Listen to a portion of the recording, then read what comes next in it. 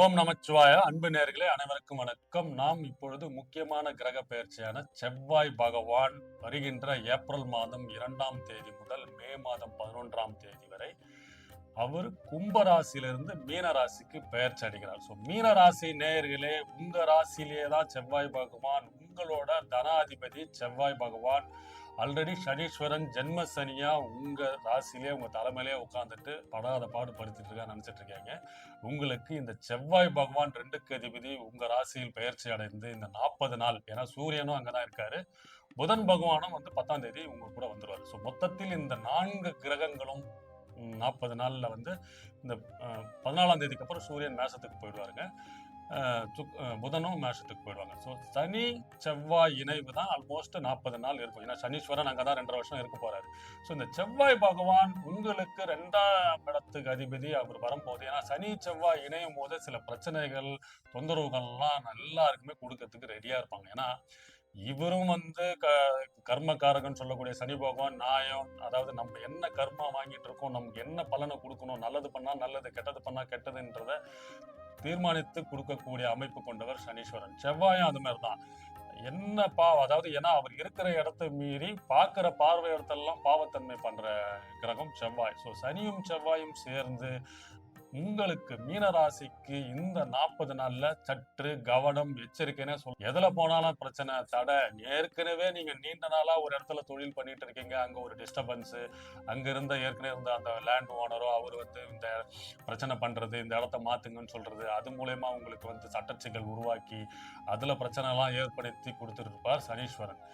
அதை செவ்வாய் வேற இந்த 40 நாள் இங்க வந்துட்டு இன்னும் அதை அதிகப்படுத்தி உங்களை ஒரு பிரச்சனையில மாற்றுறதுக்கு அமைப்பெல்லாம் இருக்கு. அதனால நீங்க முக்கியமா இந்த இந்த பேச்சுல வாக்குல கொஞ்சம் கவனமா இருக்கணும். தொழில் பண்ற இடத்துலயும் வேலை செய்யற இடத்துலயும் தேவையில்லாம பிரச்சனை. முக்கியமா இந்த பார்ட்னர் மூலயமா பிசினஸ் பண்ணிட்டு இருக்கு பார்த்தீங்கன்னா, நண்பர் மூலயமாக ஒரு பார்ட்னர்ஸ் மூலயமா பிசினஸ் பண்றவங்களுக்கு எல்லாம் இந்த பார்ட்னர் முறிவு, பார்ட்னர் கூடிய பிரச்சனை, இதெல்லாம் தொந்தரவுகள்லாம் ஏற்படுறதுக்கான அமைப்புகள்லாம் இருக்குங்க. அதனால கொஞ்சம் அவசரப்பட்டு எந்த முடிவும் எடுக்காதீங்க. ஏன்னா இந்த அமைப்பெல்லாம் மாறும். ஏன்னா மொத்தத்துல இந்த ஜென்ம சனி உங்களுக்கு 2.5 வருஷம் இருந்து தொழில மாற்றங்கள், முன்னேற்றத்தை கொடுக்குற அமைப்பு இருந்தாலும், இந்த மாத கிரகங்கள் அப்பப்ப அவங்க கூட சேரும்போது அவங்களோட பலனை அவங்க கொடுத்துட்டு போயிட்டே இருப்பாங்க. ஏன்னா அவங்க நல்லது பண்ணாலும் அந்த 30 நாள்ல கொடுத்துட்டு போயிடுவாங்க, கெட்டது பண்ணாலும் அந்த 40 நாள்ல அந்த சேர்றக்கூட கிரகத்தோட சேர்ந்து அதிகமா கொடுத்துட்டு போயிடுவாங்க. அதனாலதான் சில பேர்லாம் பாத்தீங்கன்னா ஒரு வருஷம் ஃபுல்லா உங்களுக்கு தொழில் மேம்படுங்க, நல்லா பெருசா இருப்பாங்க.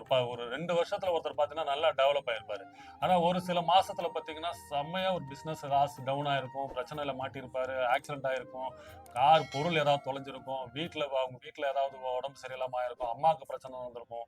இந்த அமைப்பெல்லாம் ஏன் வருதுன்னா, இந்த மாத கிரகங்கள் அவங்களோட இணையும் போது அவங்களோட பலனை நல்லதா இருந்தா நல்லதாவே அதிகமா கொடுத்துட்டு போயிடுவாங்க, கெட்டதா இருந்தாலும் கெட்டதை கொடுத்துட்டு போற அமைப்பெல்லாம் இருக்கு. அதனால 4ஆம் பார்வையா உங்களோட 4ஆம் இடத்தையே செவ்வாய் பார்க்கும்போது உங்களோட தாயாரின் உடல் நலத்தில் கவனம் தேவை, எச்சரிக்கை தேவை. அவங்களுக்கு அதாவது மருத்துவ செலவுகள் ஏற்படுறதுக்கான அமைப்பு இருக்கு. முக்கியமா இதய பிரச்சனை வரதுக்கான அமைப்பெல்லாம் இருக்குங்க.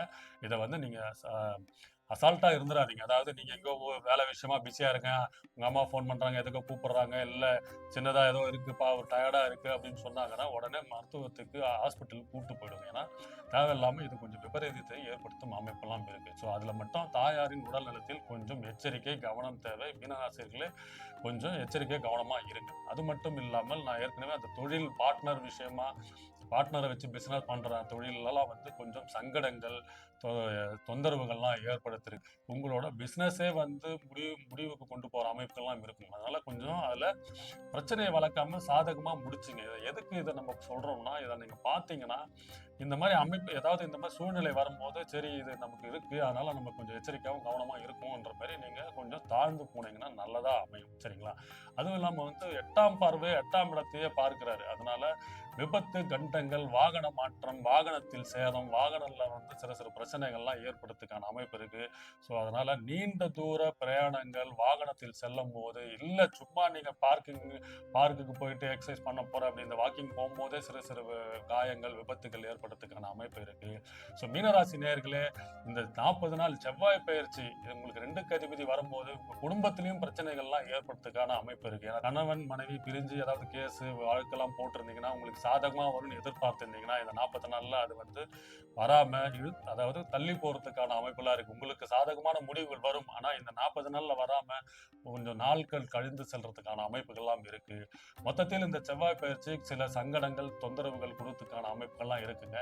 ஸோ மீனராசி நேயர்களே, இந்த செவ்வாய் பயிற்சியில உங்க அம்மாவின் தேக ஆரோக்கியத்திலும், தொழிலையும் சரி, உங்க குடும்பத்திலையும் கொஞ்சம் கவனம் எச்சரிக்கையாக இருங்க. வாழ்க வளமுடன். வணக்கம்.